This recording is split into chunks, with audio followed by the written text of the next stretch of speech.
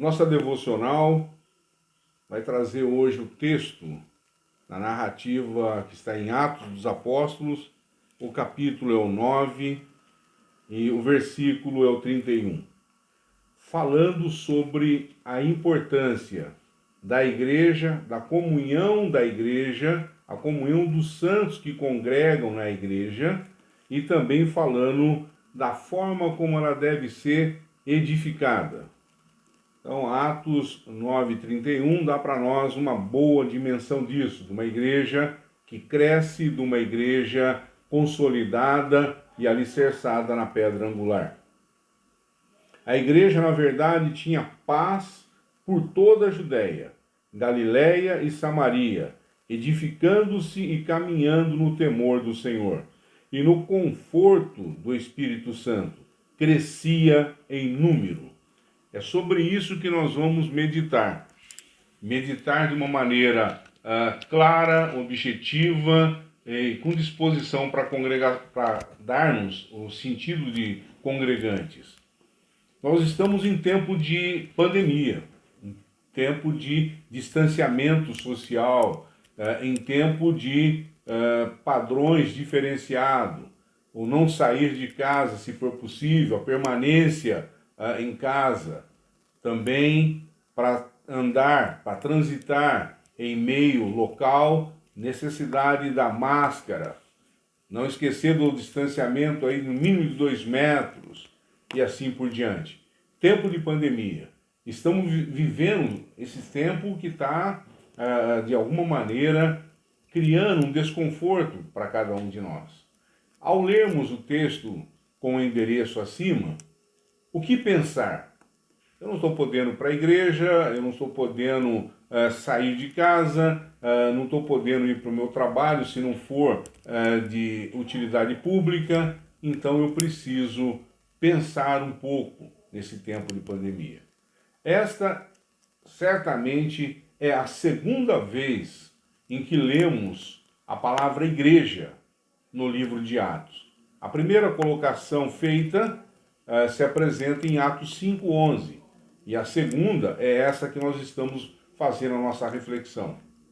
Como a igreja tinha paz? Como ter paz enquanto cristão nesses dias que nós estamos vivendo? Nesse momento em que nós estamos? Como ter paz? Como edificar-se e caminhar no temor do Senhor? E no conforto que o Espírito Santo pode propiciar? Isso vai fazer com que cresça em número. As pessoas, elas se agrupam, as pessoas se congregam, estão de alguma maneira alicerçadas, e aí, obviamente, outras vão estar se agrupando em função do exemplo que nós possamos dar. Há um dos ditados que está sendo empregado com bastante frequência, onde nós ouvimos que a letra, ela ensina, mas o exemplo é o que arrasta. Então, como cristão, nós precisamos, praticantes, dar exemplos. Certamente são questionamentos que necessitamos refletir. Tinha paz, uma reflexão a ser feita. Logo, tinha disciplina. Para ter paz, você tem que ter disciplina. Você tem que ser uma pessoa cordata, uma pessoa que está dentro de um padrão e dele não se ausenta. Toda vez que teu irmão não te ouvir, leve-o à sinagoga. Como não temos sinagoga, nós temos as igrejas, nós temos o lugar comum, onde ali as pessoas caminham na mesma direção e têm fé exatamente da mesma forma. É interessante pensar nisso, com um sentido muito claro de haver ordem, decência para a comunhão saudável. Ninguém se aproxima de pessoas que não agradam, que falam além do que precisam, embora digam que estão dizendo a verdade. Tem que haver disciplina para essa verdade. Não pode soltá-la simplesmente por soltá-la.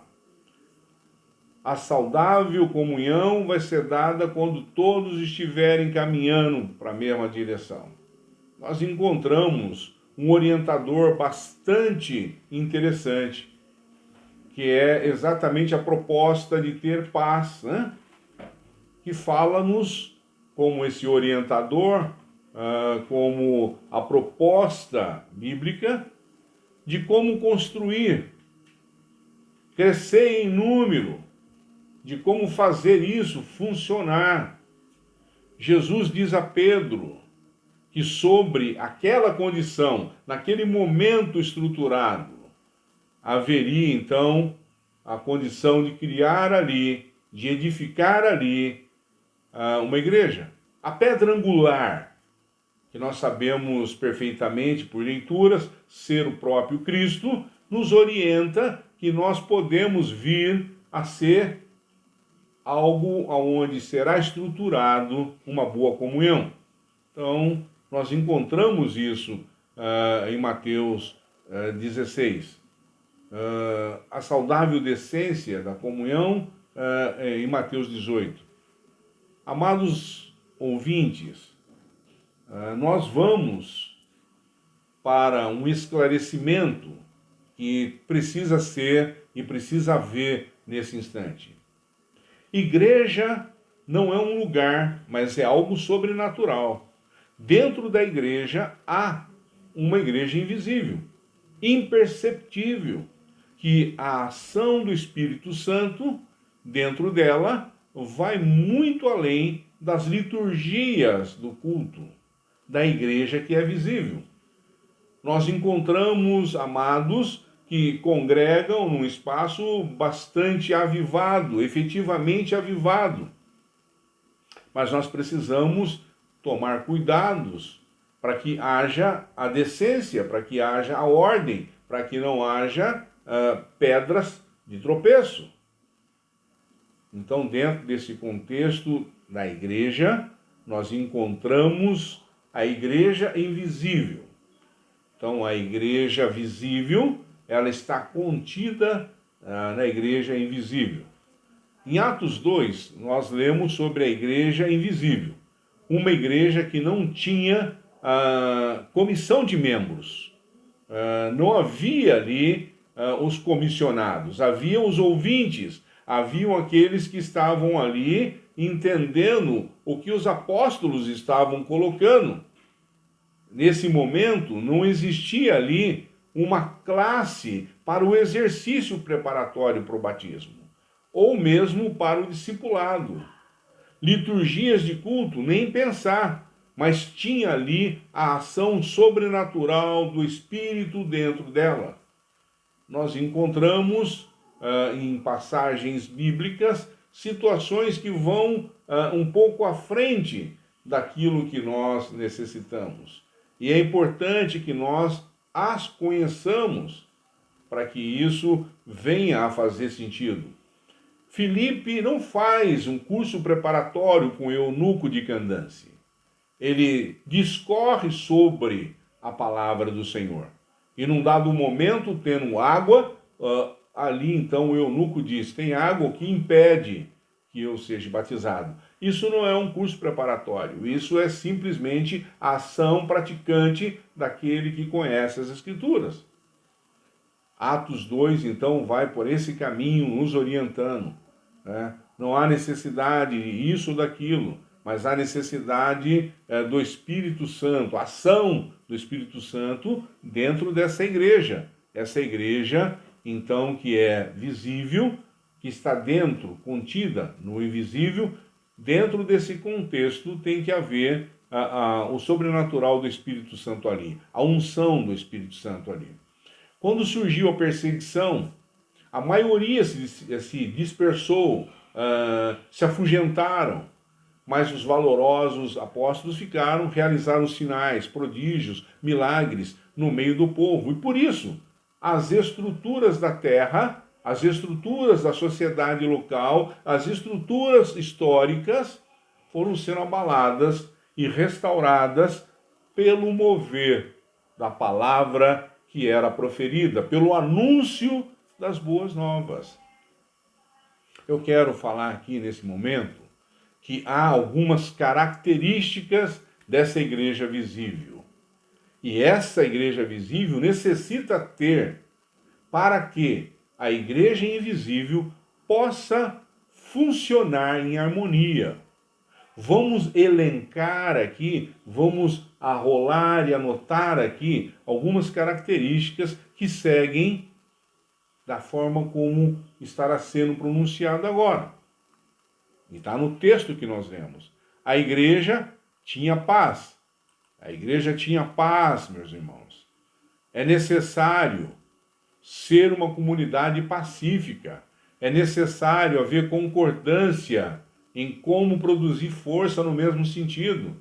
Há necessidade de dizermos amém exatamente no momento em que for elevado as nossas petições ou as nossas ações de graça, ou ainda os nossos agradecimentos, ou o próprio reconhecimento nosso. Quem está nos ouvindo precisa estar concordante com aquilo. É necessário que isso, então, ocorra. Ela, igreja, tem diversidades. Nós não somos oriundos da mesma família, nós não somos oriundos da mesma classe social, nós não somos oriundos da mesma profissão, nós somos diversos. E como diversos, nós precisamos nos ajustar ali. E essa diversidade de membros e de funções, ela necessita que todos caminhem juntos, em apoio e encorajamento mútuos. Ter paz, às vezes, é exortar o irmão, é corrigir o irmão, mas precisamos ter paz e muito amor para isso acontecer de uma maneira harmônica. A igreja tinha paz. A igreja, ela precisa ser edificada. Não importa se essa edificação a priori está embaixo de uma árvore frondosa. Ela precisa ser edificada. E quem é edificado são exatamente as partes que se reúnem ali. Eu costumo dizer sempre que, olhando para a igreja visível, todo mundo tem a vontade e a disposição de ser os vitrais dali, né? Ou então as luzes que iluminam. Mas pouca gente está interessada em ser o alicerce que vai ser enterrado. Pouca gente está interessado em ser um tijolo daquela parede. Pouca gente está interessada em ser o fio ou até mesmo ser o interruptor. Nós queremos ser a luz, ou então queremos ser os vitrais. Mas nós não nos damos a condição de sermos, então, o alicerce. Aquele que ajudou, aquele que esteve próximo, que consolidou aquela construção. É interessante nós prestarmos atenção à necessidade de sermos edificados em cada um de nós, para que a igreja invisível seja canal de bênçãos. Então, se nós estivermos ali exercendo aquilo que a prática bíblica nos pede, nós certamente estaremos sendo, num contexto amplo, um canal de bênção, que nós muitas vezes não vemos, ou na maioria das vezes nós não vemos, mas que Deus está sendo o provedor, e é nela que operará sinais, milagres, prodígios. A igreja tinha paz, a igreja precisava ser edificada e a igreja temia o Senhor. Hoje, há poucos ou nenhum sinal dentro da igreja visível, porque não há temor do Senhor. Para nós estarmos juntos muitas vezes implica em que a parte física nossa ali está, mas a nossa parte espiritual, que deveria ser em espírito e em verdade, o nosso espírito em verdade está longe, está distante daquele momento de comunhão, daquele momento da koinonia. Então, o que está acontecendo com as igrejas? Estão fracas, outras tantas estão doentes, porque não há mais aquele temor ao Senhor. ao Deus Criador. Nós precisamos ter, então, esse cuidado, para que isso não venha a fazer parte do nosso contexto. Temos que ter paz, precisamos edificar essa igreja, precisamos temer ao Senhor. A igreja tinha revelação do Senhor. Às vezes nós encontramos irmãos, irmãs, pessoas do mais alto nível, não só de escolaridade, mas também de aceitação social, está num patamar elevado, que nos diz muitas vezes, recebi uma revelação do Senhor. Essa hora, objetivamente, de esclarecer também. O Senhor, todas as vezes, nos tempos contemporâneos nossos, nos tempos atuais, se Ele fará um comunicado, Ele fará pessoalmente a você, a mim. E ao amanhecer, se isso foi feito à noite, ou ao entardecer, se isso foi feito de dia, ou em algum momento, Ele vai trazer para nós uma confirmação. Não que Ele precise disso, mas para que a gente saiba que de fato e de verdade aquilo está ocorrendo. Nós encontramos Eliseu pedindo uma oração para que aquele servo dele pudesse observar que o número efetivo de inimigos que estavam fora dos arraiais era extremamente menor do que a milícia celestial. E a sua oração, atendida pelo Senhor, aquele servo então fica tranquilamente extasiado, entendendo que maior o que estava ao seu lado para defendê-lo do que os que estavam contra ele do lado de fora do arraial. Nós precisamos ter esse temor do Senhor e ao mesmo tempo entender essa revelação do Senhor. Então, no meio de multidões de palavras, há uma específica de Deus, que Deus fala aos corações de uma forma bem pessoal. Diante de um ato solene, Deus pode interrompê-lo. Diante de uma situação específica, Deus pode interromper para falar com você, para falar conosco, para falar àquele que está endereçado a sua palavra, a tua mensagem. Nós encontramos que a igreja ela precisa do conforto do Espírito Santo. Isso é uma característica de uma igreja. Tem que ter o conforto do Espírito Santo. Essa pandemia tirou-nos do prumo, tirou-nos dos trilhos, mas o conforto do Espírito Santo irá nos colocar de novo nos trilhos, irá nos conceder consolações. Conforto do cristão está no Espírito Santo. O Espírito Santo também é chamado de Consolador, aquele que nos conforta. Às vezes damos porcos para Ele, mas quando damos a Ele, Espírito Santo, liberdade de agir sobre nós, o sobrenatural acontece em nossas vidas, em nossas famílias, na nossa vizinhança, na nossa comunidade, e na nossa cidade, bairro, estado e, quiçá, ao próprio país. A igreja crescia, é um outro termo que está ali impregnando o versículo que nós lemos. A igreja, amados ouvintes, e aqueles que estão lendo essa mensagem também, eu gostaria aqui de falar para vocês. A igreja que cresce é porque a igreja, ela não é um lugar de mortos. Existe uma ordenança implícita, no imperativo, ide, ou então, indo, anuncie as boas novas de salvação. A igreja não é um lugar de mortos, mas de vivos. O nosso chamado, a nossa convocação é para estarmos fora. É para estarmos na sociedade, em meio à sociedade, como um sal temperante, um sal conservador. É para isso essa nossa convocação, esse nosso chamado. é importante pensar que a igreja é um lugar de vivos, não de mortos. Quando nós procuramos a igreja visível, Deus prepara a igreja invisível. Precisamos crer que, enquanto pregamos, Deus opera sinais.